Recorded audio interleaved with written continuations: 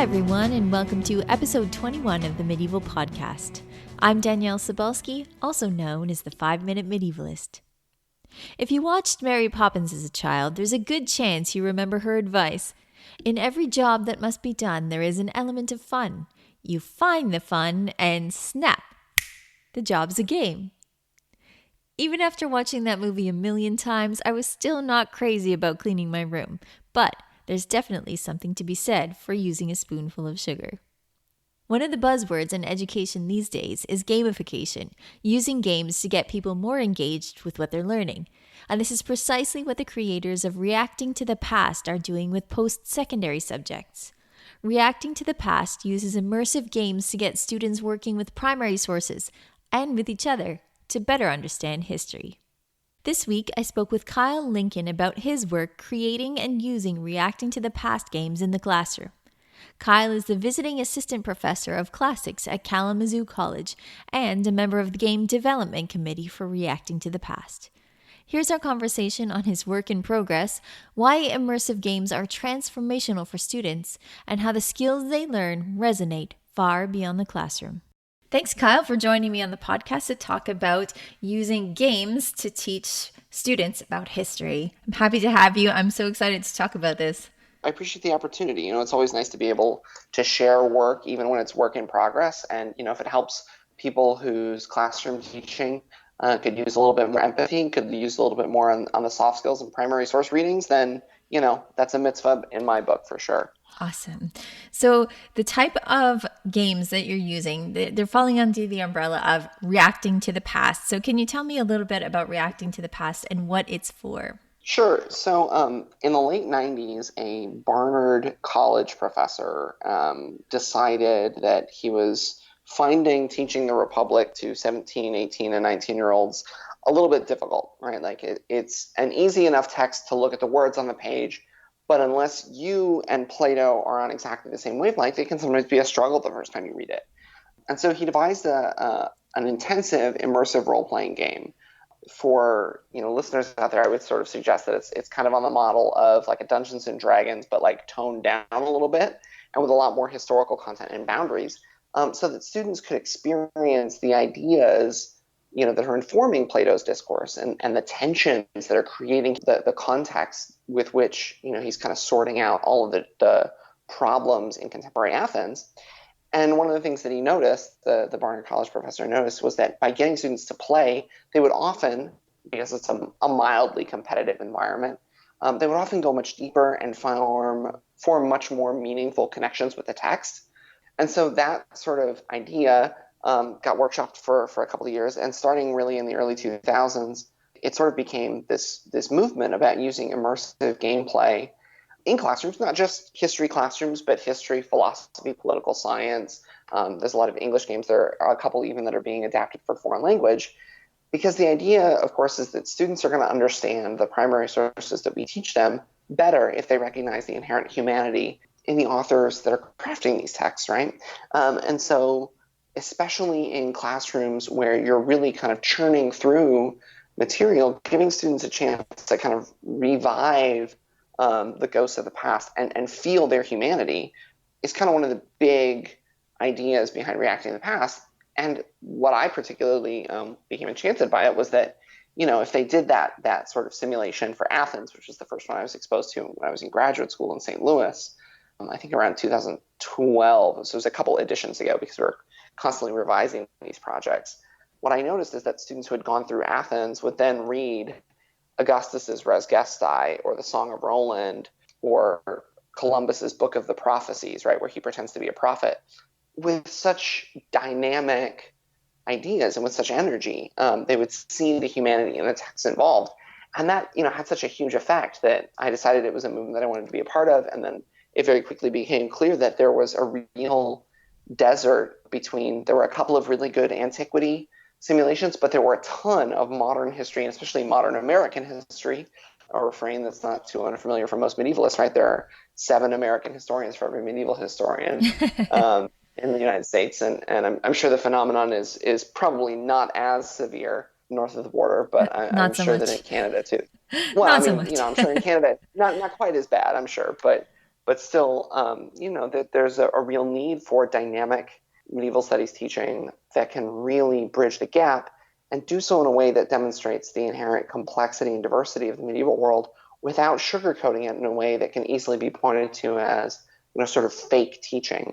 So that's sort of what brought me to Reacting to the Past, and it's what brought a couple of people in my graduate cohort and I to really sort of take a big investment in it. And so now, what was it, 7 years later, I serve on the game development committee for the Reacting to the Past consortium, which sort of helps take these projects from, a sort of clever idea or an interesting set of primary sources and bring it as far as we can along the textbook project path, because of course the end goal is to produce textbooks so that people who aren't as familiar with the pedagogy, who can't just take 4 or 5 primary sources and build this world out of it, can nevertheless get a lot out of their teaching by using these kinds of immersive activities in their classrooms to really expand and invigorate their teaching.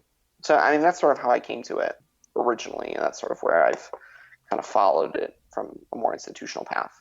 Right. I'm not sure if that makes sense. Yeah, no, totally. And I'm completely on board with getting students to react to the humanity of the people who were writing in the past. Let's get clear on what it involves, one of these reacting to the past games. So the one that you shared with me to give me a look at it was called 1204, the Fourth Crusade and the Remaking of the Medieval World. So when we talk about this being an immersive experience, what is that like for students who are taking a course on 1204? That's a really good question. And I think it's an important one because when people think game, right, they think frivolity, they think an unserious classroom. But I would actually suggest that, medievalists, especially those of us who work in a lot of Latin sources, have a really good framework for understanding what this is, right? The Latin word ludus, right, Ludus, means both game and school at the same time, of course, originally because Romans thought school was supposed to be fun and a leisure activity. But I think it maps really well into understanding how play can be illustrative. So in this case, what we do is we say, okay, the Crusades are this intense, religiously motivated, socially transformative, economically challenging, militarily diverse activity, right? The Crusades are huge. And so one of the things that we often look for in crusade studies are these big changes, right? At what point does crusading no longer have to focus just on the Latin East, right? That's a pretty early development, but it takes a while to really become solidified. At what point does crusading become a measure of society's value, right? Especially after the Second Crusade, that's sort of Bernard's big explanation. One of the things that's really fascinating about 1204 is that, perhaps with some earlier exceptions against Marquard von Antweiler and against the King of Leon, in the 1160s and the early 1190s, this is probably the first case of crusaders crusading against other Christians. And the Fourth Crusade, in this case, right, becomes this moment where you can ask, how crusades go wrong and how that changes things. So from the individual student perspective, we put the students in the headspace, right? We give them, in most cases, a 9 to 12 page dossier about, okay, you, Danièle, you're going to play Baldwin of Flanders, and the student sitting next to you is Boniface of Montferrat, and the guy 2 chairs back and 3 chairs over is the troubadour who's been following Boniface around trying to get a job, right?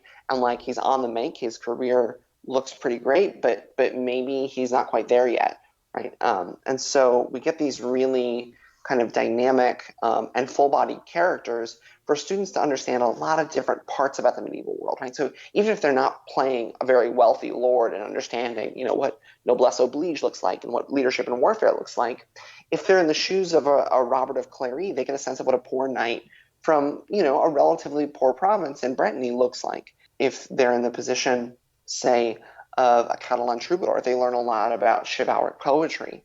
If they're in the case of a figure like the Empress Agnes, they get a sense about what ruling women look like. And if they play in a large enough class, I think he's right now listed in classes with about 30 students, they can even sort of get into the complexity of the relationship that the Kingdom of Abyssinia, of Ethiopia, has with the larger Christian world and explore, what Lalibela's relationship with Christianity in the Greek Orthodox world, but also the Latin Christian world might have been, and how that might animate them. And so by putting students in the positions of these historical figures to try and sort out the really messy choices that must have been behind documents that are simple in their appearance, but that we know were intensely negotiated, documents like the March Pact of 1204, we get a lot of that complexity coming out with real human agency and with the kind of deal making that suggests that medieval people are just as complicated as modern people, right? They're just as clever,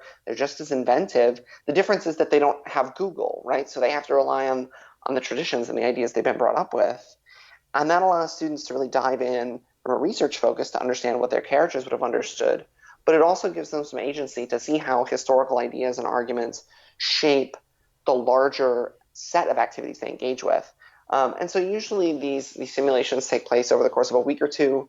It's sort of a unit on the Crusades would sort of culminate with this kind of simulation. And so they debate the terms that they're going to divide the city up under in a couple of days. If God willing, they take over. And of course, the clerical characters are super intense about no, we're on the right side or we're on the wrong side, depending on the political views. And then students get to attack the city, and they play through a version of the sack of Constantinople. We've sanitized out a few of the parts that I think no reasonable person would object to having removed, right? There are certain acts of violence and war that we're just not going to replicate. But one of the things that John Gibfried, who's my co-author, and I really kind of focused on was making sure that students could have agency in the process of the sack and understand how, medieval Christians who have been told, Constantinople is this glorious city filled with relics, now becomes this object of looting in the middle of a crusade that's been redirected or misdirected from its original target at Alexandria to its target in Constantinople. And so once they get through that sack module, which is sort of formulated a lot like a choose-your-own-adventure novel, where they have a series of choices and it shapes a sort of storyboarded version of what they do, they're left to pick up the pieces and decide how to build a new empire in Constantinople and how to further the goals of the crusade. And, the classes fail to achieve any lasting territorial conquest in most occasions, in large part because by replicating within a certain careful plausibility the results of the crusade, they can learn the same kinds of lessons that we can about the crusading movement. And so especially for intro classes that are talking about the crusade, that are talking about medieval warfare, they're talking about the medieval world in conflict, you can really sort of see a lot of different social and cultural traits being played out in this intensely military, political, and economic struggle. So that's sort of kind of broad overview of what they're up to. There are a lot of twists and turns. One of the things that can happen is that students in the process of sacking Constantinople can come in possession of relics, as David Perry's wonderful book, Sacred Plunder, and of course, Patrick Geary's much earlier book, Forte Sacra, were able to demonstrate, right, the ability to come into possession of a relic is a big deal. And so if you, playing as a student that's playing Baldwin of Flanders, come in possession of a relic, we actually give instructions on how to make admittedly a much cheaper, but nevertheless a reliquary to hold your new relic to demonstrate your increased social prestige. And one of the things that gets students to do is consider all of the ways that these complex historical actions, like a crusade or like the trial of Joan of Arc or like the Black Death visiting a town, can really animate medieval people. And it, again, exposes their humanity, but it also exposes the humanity and the perspective of the primary sources that they're dealing with. And in the process, I think gives them a much richer understanding of the medieval world. This is kind of likened to a very intense and obviously much more sophisticated, like a murder mystery that you get at a dinner party, right? Yeah. Everybody is given a character and they have to stay in that character for the entire time. And they piece together clues and figure out how things run. And this is kind of very similar to that in that everyone is given a character that they have to stick with. And then, like you say, in this one particular 1204, they have to decide whether or not, as Christians, it's right to sack Constantinople. And then they have to decide how they're going to do it. And then they're going to decide what to do afterwards. And these are all, as you say, like really intense debates that they would have in the context of their characters. And you're basing these characters on primary sources, right? So their backstories are coming from what? Yeah. So that's a really good question. One of the things my co-author, John Gibfried, who is actually a Fourth Crusade scholar himself, a Latin Empire of Constantinople scholar, he would want me to say, just to make sure that someone mentions the Latin Empire of Constantinople once a week somewhere in the world.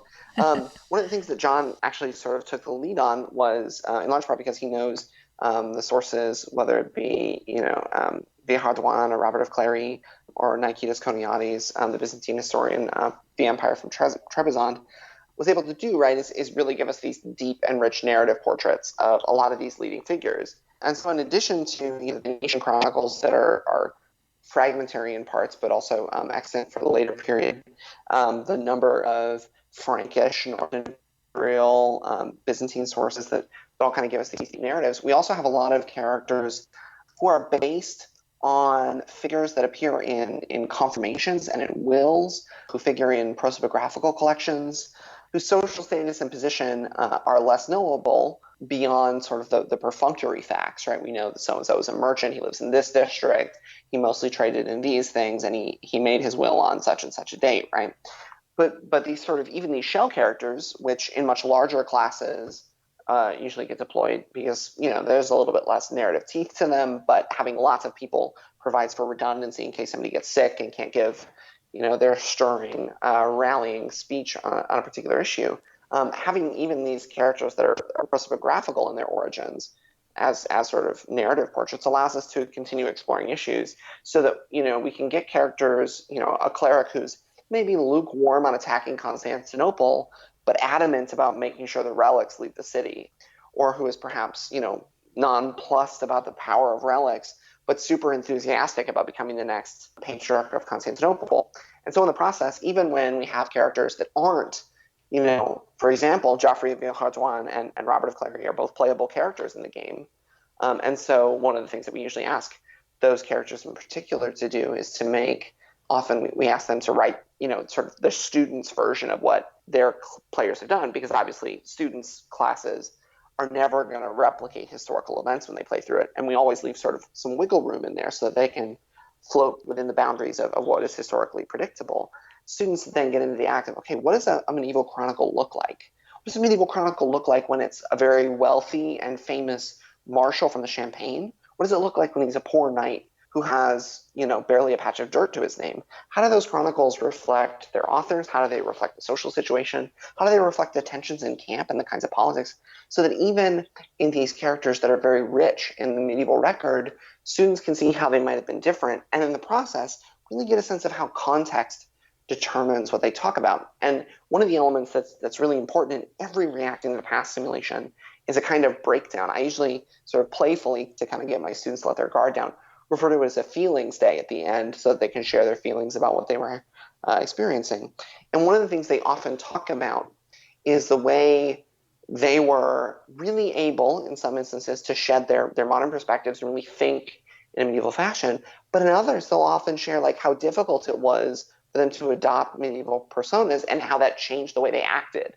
And one of the things, of course, that gets them to do is to think about how who they are and who their characters are created different scenarios.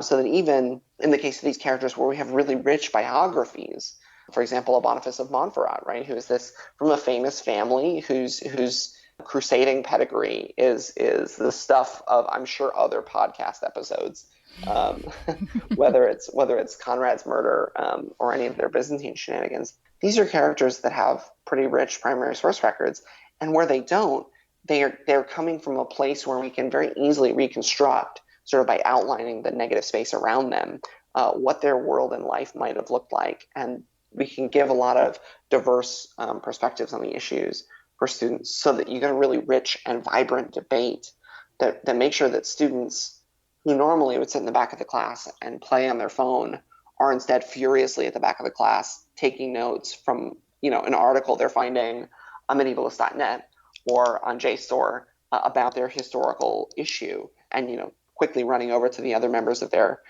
faction, of their team, to tell them, hey, we can't do that because canon law says this, but we can do this because it allows for that. And exploring that richness and that dynamism really starts with having these really rich and really well done characters, which John has built so that the larger architecture of the kind of game pieces that I've been sort of laying down really work together to make sure that the students are getting both an individualized learning experience, but also a collaborative one that makes them really consider how these sources overlap and shape one another and shape the perspectives that we as historians and as medieval studies scholars run into all the time, right? There's never a simple answer. And that's something that I think really starts with the characters and reacting. Because, of course, as humans, we're not simple, which I like that art imitates life, imitating art. Yeah. And I want to get into soft skills in a minute, but I really like how this encourages students to critically think about the source material and about the context, because that's something, especially in post-secondary education, you're truly getting students to look at sources in the real world and think about context. And I think it's really great that this critical thinking is built in.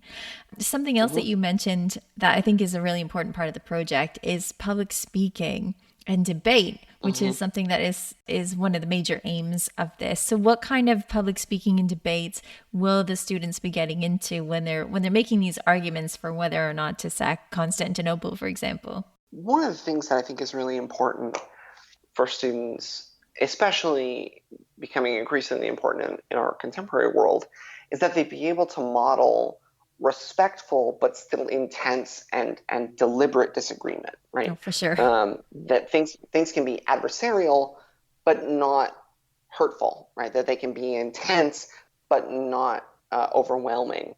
And so one of the things that that students are bounded by are the rules of their age. In games that take place in the Roman Senate, whether it be the trial of Catiline or the reconciliation of the Ides of March, or the Altar of Victory debates in the late 4th century, there was always bounded by the conventions of their world, right? So, for example, often one of the things that happens, and it's in large part because of some of the prompting in the character sheet, Boniface of Montferrat sort of sits back and says, I'm the leader of this crusade, but I need your counsel, right? As part of a way of modeling the sort of collaborative nature of feudal warfare, of needing allies to ride to your assistance. And so that often leads Boniface to open with persuasive sort of, please tell me what I need to know.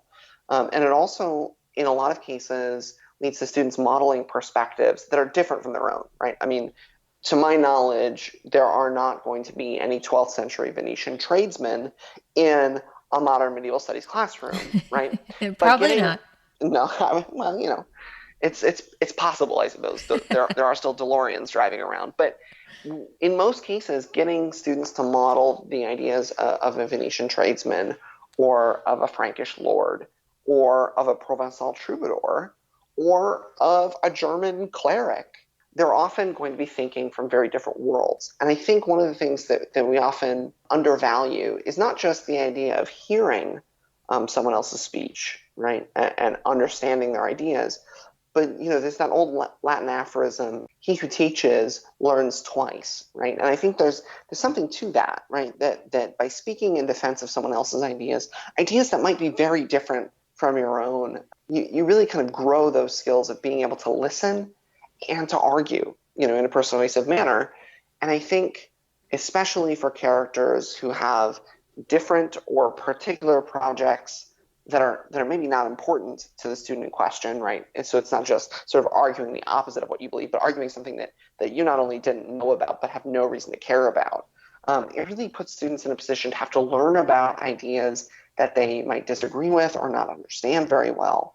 And in that process, it really lets them shape the way they talk to one another, whether it's in sort of collaborative, the backroom dealing, if you support this move, we'll support yours, or in the formal speech environment of debates in Boniface's tent. You really sort of get a sense of students listening and speaking to one another and hearing not only the ideas behind it, but also the context that's being shaped. And so, especially in this sort of public speaking, public listening, debate, collaborative model, it really gives students a chance to not only learn a lot of historical content, but in the process, sharpen those skills that are so intensely employable.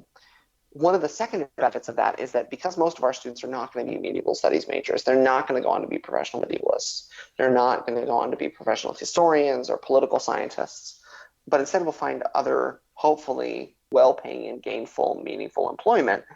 Those skills development and the empathy building that happens in a reacting classroom often leads to empathy for a subject matter, so that in the future you'll have a CPA who's running a chain of local restaurants and doing sort of the operations management, but this is also somebody that's still going to go to the opening night of an art gallery because once upon a time they played a reacting game about building the Duomo of Florence, and they understand how art can motivate and empower a society and a people, and they form a deeper connection to art and art history. Or when we talk about competing ideas, there's a real tension to think like it's us against themism run riot. But in the case of the Fourth Crusade, that's never the case, right? There's always overlapping agenda.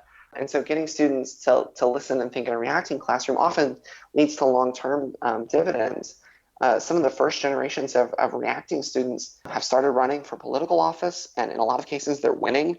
If memory serves, recently in New York, Missouri, and Texas, in the last year's slate of elections, mostly state legislatures and local boards, reacting students have been winning in large part because they're able to listen, they're able to advocate for what they believe in a meaningful and respectful way. And I think that starts in a reacting classroom, right? Those are skills that have to continue to develop. But I think often, when we plant a seed in play, we reap it in higher learning later on. And that sort of public speaking and debate angle is important to reacting.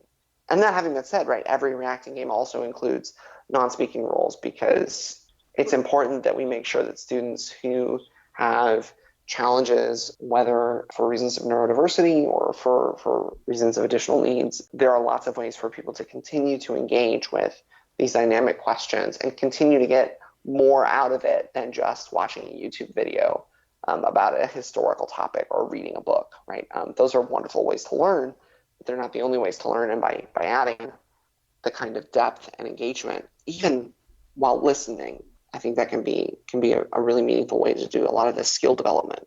I routinely have faculty members who are curious about reacting come and sit in on my classes, and one of the things they're constantly saying is, they're talking to one another. They're actually debating like primary source questions. They're not just saying, I read this, it said that, right? It's not read and report anymore, but actually a meaningful response. I like that you have non-speaking roles, because I do think that's important to make sure that you're allowing people to play in a way that is comfortable for them. But for those students that do tend to sit in the back because they're not super engaged, there is a desire to speak and be involved because there is a desire to win, which is a great a great motivator. Right. So how do you actually win these games? Right. So that's a really good question. I should start off by saying that reacting is a very big tent, and so my approaches for grading are not gospel. And my co-author and I go back and forth on this a lot. Generally, what I default to is saying, if reacting composes a chunk of your grade, the victory, like actually whether you won or lost, is at most 5 or 10% of that grade. So there's a small incentive to really work hard, right? But if you failed, right, if you as a student player, I'm going back to our Baldwin example, if Baldwin gets just absolutely massacred at the conquest of Constantinople, right, in history he actually dies the next year in battle against the Bulgarian Khan Kaloyan, there is still an option for you to do well, right? You can completely lose, but win so much in the classroom in terms of what you learn that you still, can leave with the A+++ that every student seems to be absolutely thirsty for in this whole process, right? Like they're constantly worrying about grades.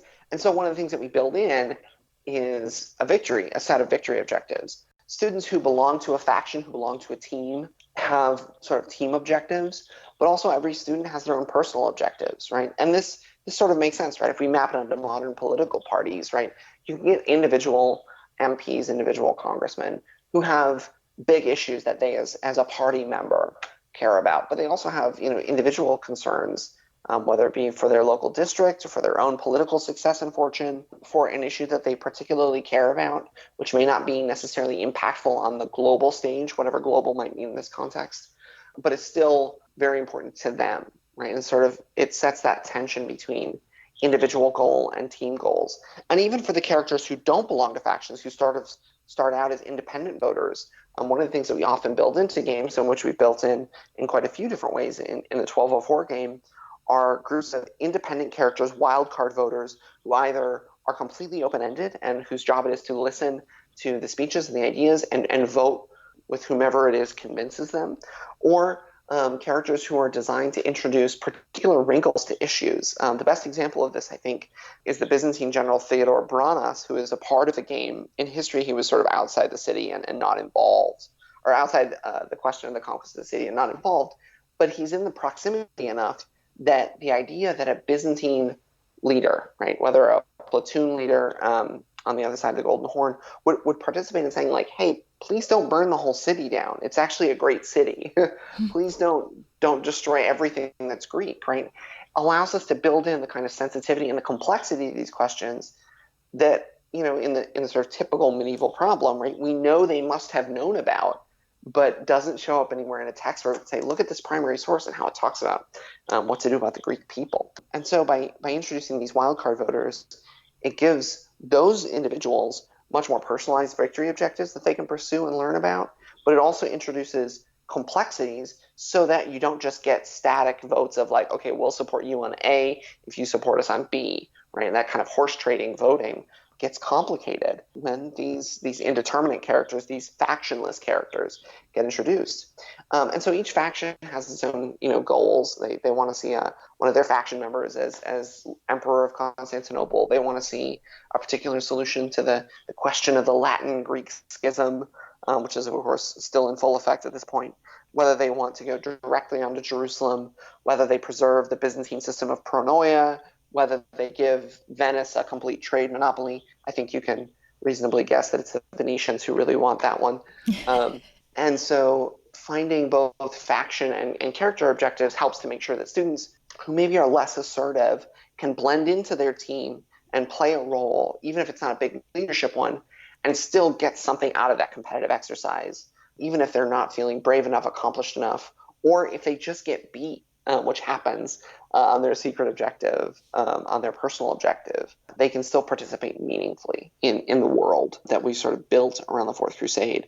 And so in a lot of cases, their objectives are political, right? That they get the solution to the problem, quote unquote, of Constantinople and the Crusades, and that they start to reshape the medieval world in a way that benefits them.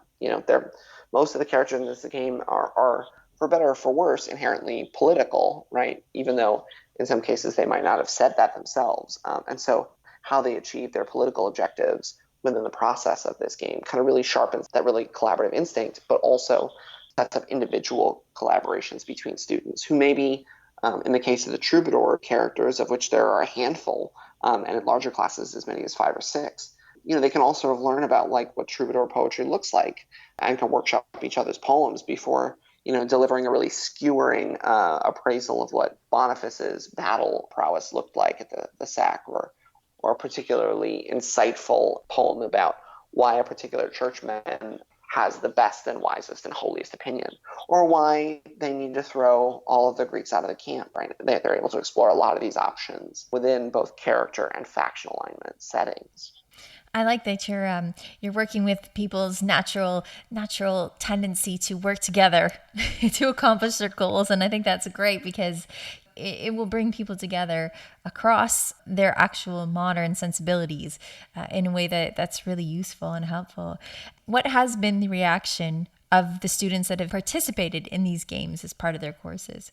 To be a little cynical for just a moment, Go for it. For junior faculty members, anybody that's pre-tenure or is on the VAP circuit, who's adjuncting, a 12-12 or whatever you have to do to get by in your particular situation, there are enormous benefits for student engagement and for faculty-student relationship and mentorship building projects. Overwhelmingly, reacting changes what course evaluations look like. Even the students that say, and there's always going to be one in a population of 100 that say this is dumb. We're playing make believe. I hated this. I don't know why I had to learn about Robert of Clary's particular chronicle and how he shaped notions of aristocratic identity against the cause of the common knight. Right? Even when they're delivering these Jeremiads, these screeds in teaching evaluations, you can sort of point to them and say like, well, yeah, but you just outlined the 6 reasons why Robert of Clary is an important source in the Fourth Crusade. Exactly. So I tricked you into learning. But I think students and other faculty observers alike respond to them enormously in a way that says, this is a positive way for learning, especially in places where, they might have come in with a context of an English class or a history class, a politics or government class, where it's a lot about names and dates and places, and identify the metaphor, the simile in this passage. Tell me what the main idea of this chapter was, or how this particular article of confederation is different from this treaty of surrender. A lot of that perfunctory nuts and bolts stuff is very testable. But one of the things that makes a humanities education transformative is not testable, right? I mean, the first 5 letters of humanities is human, right? And I think the more we run away from the humanity of our subject, the more our students will run away from us because we're devaluing their contributions as humans. Mm-hmm. And so one of the things I think in particular that students respond to is that this is a much more tangible way for them to understand the world that they're talking about, right? They not only understand the ideas intellectually, but they start to understand them emotionally. They get why people care about the schism between Latin and Greek Orthodox churches when they play the game that centers around the Council of Nicaea, which is available from Reacting Consortium Press. They get why the Yersinia Pestis outbreaks of the time of Pericles and the time of Justinian are terrifying because they're able to play Amy Brown Curry's Black Death Comes to Norwich, and they see what an epidemic does to people who are simply trying to hold on and maintain the small town of Norwich, right? And in the process, they think about, what these changes in the medieval world can do for the people that were living then, right? Whether it's the trial of Joan of Arc causing people to question the role of God in their everyday lives, whether it's the monks of Iona trying to resist Viking invasions and what happens when a monastery is turned upside down, whether it's Eleanor of Aquitaine courting troubadours, or any of the games that take place in early Renaissance Florence that explore the reemergence of this hybrid of medieval and ancient ideas, bringing out this weird thing that, sort of lump all together as humanism. It really demonstrates for students the vibrance of the world we're talking about, the vitality. And they reflect that. And they are constantly telling me about, are you teaching another reacting games class, right? Sure. And oftentimes I recommend for, first or second level classes, right? The big surveys or the topic or theme surveys. But the thing that I've really been amazed by is that aside from being really good for recruitment numbers, because reacting sort of attracts people, and people say, you gotta take this class, it's got these things, and we're gonna do them, and you gotta come, and I want you on my team. Beyond that, often the students that might be sort of attracted to take a history class or two or an English class or two are drawn in to become minors, or minors become majors because they're seeing that vitality. So that in their upper division research courses, that vitality is something they already know and feel. And that vitality is something that gets reflected in their research projects. I just had, right now I'm teaching at Kalamazoo College, and every student is required to do a kind of senior thesis project. Fine arts students do, a whole portfolio or a gallery opening. The scientists build a poster and do some kind of experiment.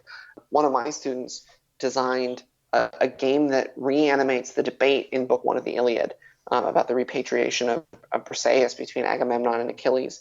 Puts these characters from Greek myth and gives them humanity and vitality in a way that the Greek world would have understood them. The usual requirement for these kind of senior thesis projects, right, is for a 6-credit project, as she did, is somewhere between 60 and 90 pages. She wrote 280 when it all was said and done. Wow. And I would submit that students don't normally go 4 or 5 times over the page limit for a project. They do so only when it really matters to them and when it really has a purpose for what they're doing. And I think one of the things that reacting does is it gives students a purpose for why they're studying something that's outside their major or that's maybe close to it but not under that umbrella. And I think student reaction and also other faculty member reactions are pretty profound. I've been asked to demo these for some of the graduate students across the way. Or in the larger regional development of Michigan. And every year, new faces show up at the annual Faculty Institute in the summer in New York City or in the winter in Athens, Georgia. And we have new game designers showing up all the time for the Game Development Conference, which wanders around a little bit more every summer because this pedagogical model not only helps students develop skills, but it helps instructors develop lasting and meaningful relationships. And at a time when the humanities are under attack everywhere, and where we are constantly having to advocate for why we should do these things, I think it's really meaningful that we can point to a teaching style that not only says why, but how we can do much better humanities teaching by teaching less and playing more. By embodying the duality of that Latin word ludus, we can really kind of come to a better understanding of what teaching and learning can be like when we're able to rediscover and redeploy the joy that brings us to our research subjects. Well, I think you've just made a really great case for the humanities in general, because we know that employers are looking for those soft skills that come from humanities, whether they realize that or not. And a lot of the things that you're developing through this, empathy, critical thinking, the ability to speak and debate respectfully, these are all really important skills. And I think it's great work. And I'm really glad that we got to talk about it. So 1204, The Fourth Crusade and the Remaking of the Modern World, is not out yet. Do you have a time when it might be out that people can find it? We don't yet, but one of the beautiful things about Reacting as a community is that you can find us all over, and we are constantly sending out demo versions, which are full-fledged but free, through our various outlets. You can find it if you're a faculty member. You're more than welcome to join the Reacting Faculty Lounge on Facebook. If you are interested in seeing about any of the materials that are available for download or perusal, Reacting to the Past's website, which is hosted by Barnard, has a faculty library. You do have to apply for it. We do a little gatekeeping so that really clever students don't sneak in. But these projects are constantly being made available. And of course, I'd be happy to send copies to any faculty member that wants a copy of the instructor's manual, because these games get better the more we play them. And in the case of the Fourth Crusade and the remaking of the medieval world, we'll get a better understanding of the Crusades for everyone when everyone starts to play along. I think it's a great idea, and I'm really glad that you're doing that. And I'm going to make sure that we mention again where people can find out more and where they can find out how to get involved. So thank you so much, Kyle, for being on the show. I really appreciate it. Thanks very much. I really appreciate the opportunity to talk about work in a way that's helpful. It's always a great opportunity. I really thank you for involving me. Oh, it's a pleasure. For more of Kyle's work, you can search for Kyle C. Lincoln on academia.edu. To find out more about Reacting to the Past and how you can get involved, visit reacting.barnard.edu. That's reacting.barnard.edu. Or you can check out the Reacting Faculty Lounge on Facebook. Before we go, here's Peter from medievalist.net to tell us what's on the website. What's new, Peter? Hi, Danielle. Yeah, we've got a couple of articles on 12th century texts that our columnists did this week. One is on a Byzantine text called the Digenes Acritas, and I hope I got that right. It's an epic poem, kind of love and battles and all that kind of fun stuff, so you can read that. And the other is on the Gesta Danorum, which is all these kind of legendary materials of Scandinavia. So this is kind of the pagan and early Christianity days kind of chronicle. So that's a lot of fun to read on the medievalist.net this week. Thanks, Peter. As of this week, the Medieval Podcast has been downloaded over 50,000 times, and I want to thank each and every one of you for lending me your ears each week on iTunes, Spotify, Stitcher, YouTube, or wherever you're listening. Thanks for leaving reviews, thanks for telling your friends, and thanks for sharing us on social media. A special shout out goes to those people who've been keeping us going by contributing to our Patreon page. If you want to get in on the action, visit patreon.com/medievalists. As Peter said, there's always new stuff going on at medievalists.net, and you can stay up to date by following along on Facebook or Twitter at Medievalists. If you want to follow me, Danièle Cybulski, you can find me across social media at 5MIN Medievalist or 5 Minute Medievalist. Or you can find my books on Amazon. As always, our music is Beyond the Warriors by Geefrog. Thank you for listening 50,000 times. Have yourself a wonderful day.